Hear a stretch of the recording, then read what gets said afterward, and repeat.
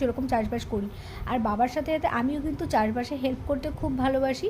তো সেই জন্য আমি বাবাকে খাবার দিতে গিয়ে আমিও কিন্তু ধান কাটতে বসে পড়েছি। আমাদের এখন ধানের সিজন চলছে।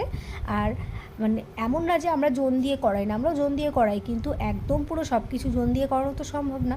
তাহলে নিজের চাষ করার আর মজা কী? তো সেই জন্য বাবার সাথে আমিও একটুখানি হাতে হাতে হেল্প করছিলাম। যদিও আমার হাতের খুব একটা স্পিড নেই যে আমি খুব স্পিডে কাজ করে ফেলতে পারবো। আমি মোটামুটি যেরকম পারি সেইভাবেই করছিলাম। আর বাবা আমার পিছনে ছাতা নিয়ে দাঁড়িয়ে আছে যেন আমি রোদে না থাকি তাই। ধান কাটা কিন্তু কোনো কঠিন কাজ না, খুব সহজ। প্রথমে এরকম 10টা আটি একসাথে কেটে নিয়ে রেখে দিতে হবে, আর এগুলো শোকাতে হবে, ব্যাস। আর কিছুই না, এত ইজি কাজ তো আমি করতেই পারি। তো সেই জন্য আমিও বাবাকে একটুখানি হেল্প করে দিচ্ছিলাম। এত কড়া রোদের ভেতর যখন এত সুন্দর হাওয়া দেয় তখন মাঠে থাকলেও মানে রোদটা গায়ে লাগে না। আর দেখো বাবা কতটা স্পিডে কাজ করছে। বাবা যতটা স্পিডে করে ততটা হয়তো আমি তার হাফেরও হাফ স্পিডে করতে পারবো না। আর রোদ যেহেতু বেড়ে যাচ্ছিলো সেই জন্য